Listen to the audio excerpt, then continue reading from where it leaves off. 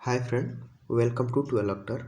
चलिए शुरू करते हैं। आज का टॉपिक है यूरे एंड मिलर एक्सपेरिमेंट।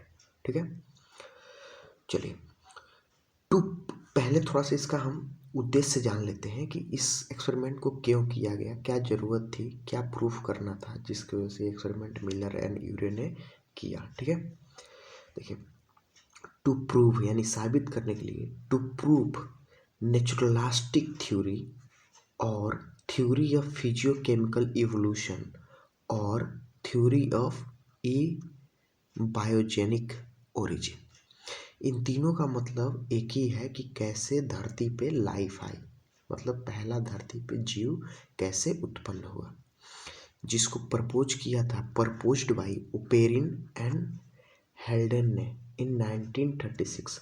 ईयर याद करने की ज़रूरत नहीं है, बस केवल ओपेरिन और हेल्डन याद कर लीजिएगा, मेन ओपेरिन है। इन तीनों, ए बायोजेनिक ओरिजिन और फिजियोकेमिकल एवोल्यूशन, नेचुरलिस्टिक थ्योरी, इन तीनों को प्रपोज किया था ओपेरिन ने। ठीक है, ठीक है। अब इन्हीं ओपेरिन के ही मतलब प्रपोजल को, उन्हीं की थ्योरी को स्टेनले मिलर यानी Miller in 1953 demonstrated an experiment under the guidance of Professor Harold Urey। यानी ये ओपेरिन को ही एक्सपेरिमेंट को क्या किया, डिमोस्ट्रेट किए 1953 में। ठीक है, मिलर ने 1953 में ओपेरिन को ही, जो ओपेरिन का ही जो एक्सपेरिमेंट था उसी को डिमोस्ट्रेट किया under the guidance of professor Harold Urey. ठीक है, इसलिए इस एक्सपेरिमेंट का नाम है मिलर एंड यूरे, यानी मिलर और यूरे इनके जो प्रोफेसर थे उनके गाइडेंस में। ठीक है, अब इसके बाद एक छोटी सी मैं कहानी सुनाऊंगा। ठीक है, वो कहानी आप ध्यान से सुनिएगा और समझिए कि उस कहानी पे ही इस एक्सपेरिमेंट का बेस निर्धारित है। जो अगर वो कहानी आप बढ़िया से सुन लेते हैं तो ये एक्सपेरिमेंट एक दम क्लियर हो जाएगा। ठीक है, चलिए शुरू करते हैं। तो देखिए, कहा जाता है जो हमारा धरती है यानी हमारा पृथ्वी है, वो क्या है, एक सन का टुकड़ा है, यानी एक सूर्य का छोटा सा भाग है। ये सूर्य से टूटा था। ठीक है, तो जब ये सूर्य से टूटा था, बिछड़ा था सूर्य से, तो सूर्य के जैसे ही एकदम गरम लाल था। ठीक है, तो ये जब अलग हुआ तो इस पे क्या होने लगी, बिजलियाँ कड़कती थी, बारिश होती थी, लेकिन ये इतना गर्म था कि बारिश के बूंद इस पे पड़ते ही क्षण से फिर वेपर फॉर्म में ऊपर चली जाती थी। जैसे तवे पे हम पानी छिड़कते तो एकदम क्षण से नहीं उड़ता है, वैसे ही पानी बारिश होती थी और धरती पे गिरते ही क्षण से वेपर फॉर्म में होकर फिर क्लाउड बना लेती थी। तो फिर ऐसे क्षण से ऊपर जाती थी, क्लाउड बनाती थी, फिर बारिश होता था, फिर क्षण से ऊपर जाती थी, क्लाउड बनाती थी, फिर बारिश होता था। ऐसे होते गया प्रोसेस में। तो क्या हुआ, धरती का जो ऊपरी तल था वो थोड़ा थोड़ा ठंडा होना शुरू हो गया। तो धीरे धीरे वो ठंडा हो गया, तो फिर वो धरती समझिए एक बाउल यानी एक कटोरी, एक कढ़ाई की तरह काम करने लगी। उसमें अब पानी जो था तुरंत तवे के जैसे तुरंत वेपर फॉर्म में नहीं कन्वर्ट होता था। अब पानी गिरता था तो कुछ समय तक टिकता था और टिकने के बाद खौलने लगता था, और खौलने के बाद धीरे धीरे धीरे धीरे वेपर फॉर्म में कन्वर्ट होकर क्लाउड बना के फिर बारिश होती थी। तो फिर इसी मतलब जब, ठीक है, तो जब ये खौलता था तो कई केमिकल रिएक्शंस होते थे। उन्हीं केमिकल रिएक्शन से लाइफ का ओरिजिन हुआ है। इतना कहानी आप ध्यान से सुन लिए, इसमें ज़्यादा कुछ छेड़छाड़ मत करिए, चुपचाप इसको साइड में कर दीजिए दिमाग के एक दूसरे कोने में, और चलिए हम एक्सपेरिमेंट पे ध्यान देते हैं। जब ज़रूरत पड़ेगी तो इससे आप कोलेरेट कर सकते हैं। ठीक है, अब एक्सपेरिमेंटल सेटअप क्या था, यानी उस समय उस वातावरण को फिर निश्चित मतलब फिर से उत्पन्न किए मिलर ने, कुछ सेटअप तैयार किए। ठीक है, जो वो शुरू शुरू में जब लाइफ एग्जिस्ट हुई थी धरती पे, तो कैसे ओरिजिन हुई, तो उस समय का क्या वातावरण, क्या इन्वायरमेंट था, उसको सेटअप में उन्होंने फिर से जीवित किया है। ठीक है, तो उनका सेटअप में देख लेते हैं। 6 स्टेप में इनका सेटअप है। पहले एक्सपेरिमेंटल सेटअप। ठीक है, experimental setup of Miller consist carry करता है फर्स्ट 2 लीटर फ्लास्क, एक बड़ा सा 2 लीटर शीशे का फ्लास्क है, जार है, containing methane, ammonia hydrogen in ratio 2:1:2। ध्यान से ये बोर्ड का बहुत ज़्यादा पूछा हुआ क्वेश्चन है।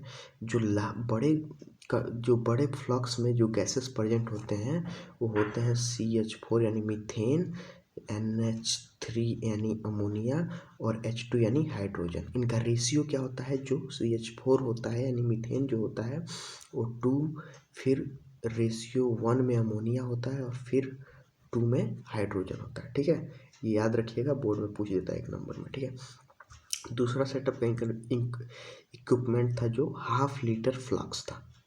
एक 2 लीटर का फ्लक्स है, एक ½ लीटर, यानी 2 लीटर का एक फ्लक्स था, एक आधा लीटर का फ्लक्स है। Containing boiling water with the boiling equipment, यानी आधा लीटर के कंटेनर में बॉइलिंग वाटर है जो हमेशा बॉयल हो रहा है एट 800 डिग्री सेल्सियस।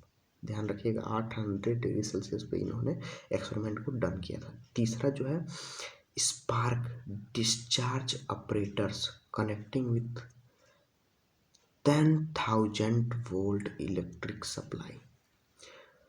10,000 वोल्ट जो तीसरा था वो स्पार्क यानी डिस्चार्ज ऑपरेटर्स थे। ठीक है, जो 10,000 वोल्ट कनेक्टेड थे किससे? इलेक्ट्रिक सप्लाई से। डिस्चार्ज होते थे 2 इलेक्ट्रोड से, जो डिस्चार्ज होते थे यानी स्पार्क प्रोड्यूस करते थे कितने वोल्ट पे?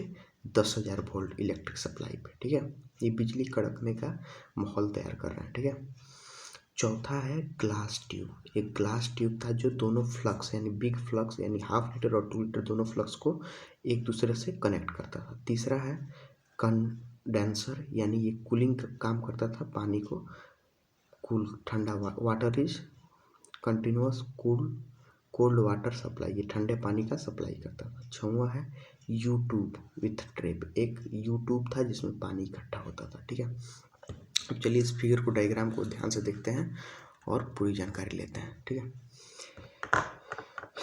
देखिए जो आपका ये है ½ लीटर फ्लक्स, यहाँ लिखा है ½ लीटर फ्लक्स है। इसमें पानी है जो बॉयल हो रहा है 800 डिग्री सेल्सियस पे, यानी उस समय का जो हम बताए थे कढ़ाई था जो उसमें पानी बार बार उबल रहा था, उसी वही समझिए यहाँ धरती पे पानी गिरी हो रही है, उबल रहा है।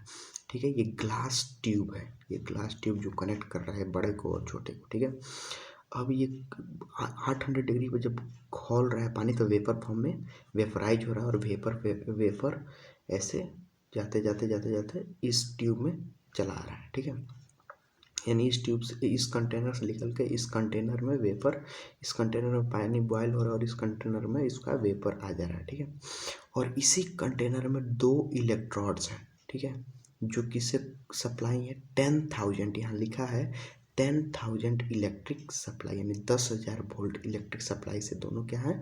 कनेक्टेड है, जो बार बार डिस्चार्ज यानी स्पार्क प्रोड्यूस करें, यानी बिजली उस समय जो चमकती थी उसी बिजली का ये फॉर्मेशन कर रहे हैं 10,000 वोल्ट पे। ठीक है, तो वेपर और बिजली चमकना यानी स्पार्क दोनों जो मिक्स हो रहे हैं, रिएक्शन कर रहे हैं, तो क्या फॉर्म कर रहे हैं? 3 गैसेज बना रहे हैं जो हम आपको पहले ही बता चुके हैं। CH4 यानी मीथेन, NH3 यानी अमोनिया और H2 यानी हाइड्रोजन। ये तीनों का रेशियो क्या है? 2:1:2।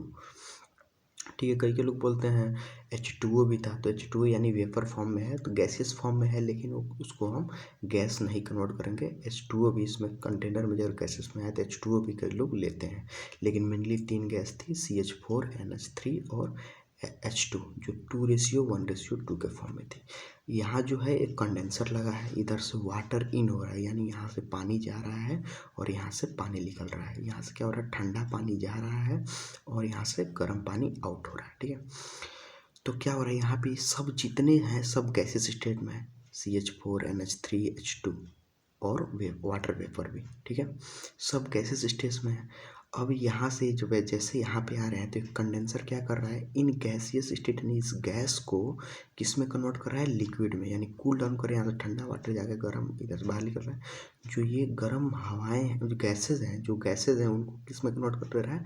वाटर में, वाटर ड्रॉपलेट में। देखिए लिक्विड ड्रॉपलेट में कन्वर्ट कर दे रहा है और वो ड्रॉपलेट आके यहीं पे इकट्ठा हो जा रही है। ये यूट्यूब है, यूट्यूब जो हम लोग पढ़े हैं, 6वां इक्विपमेंट यूट्यूब एक है, उसी में आके ये पानी इकट्ठा स्टोर हो जा रहा है। और 7 दिन बाद देखा गया, 1 हफ्ते बाद, तो इस वो जो वाटर था इसका कलर जो था वो कैसा था, रेड कलर वाटर यहाँ कंजर्व होता है। ठीक है, अब आगे चलते हैं। एक्सपेरिमेंट क्या है, जो हम जितना बोले हैं उसको एक फॉर्म में लिखा गया है, बहुत बढ़िया नोट से अपने कॉपी में आप लिख सकते हैं। ठीक है, चलिए पूरा एकदम थ्योरेटिकली लिखा गया जो एक्सपेरिमेंट हमने समझाया है। Water is continuously boiled in small flux due to water vapour is formed at 800 degree Celsius. यानी जो हाफ लीटर फ्लक्स था उसमें कंटिन्यूसली वाटर क्या हो रहा है, बॉयल हो रहा है, कितने पर, 800 डिग्री सेल्सियस पे। This water vapour inter into big flux, और जो वाटर वेपर है बड़ा फ्लक्स में जा रहा है थ्रू ग्लास ट्यूब के माध्यम से, जो हम लोग देखे ही हैं। In big flux spark discharging operators, यानी electric spark continuously created due to which, जो हमारा कंटिन्यू इलेक्ट्रोड है वो कंटिन्यूसली क्या कर रहे हैं, स्पार्क क्रिएट कर रहे हैं, कितने पर, 3000 वोल्ट इलेक्ट्रिक सप्लाई पे, जो रिएक्टर के वाटर वेपर और स्पार्क रिएक्ट कर रहे हैं और क्या बना रहे हैं, CH4 NH3 और H2, ये तीनों गैस का फॉर्मेशन कर रहे हैं।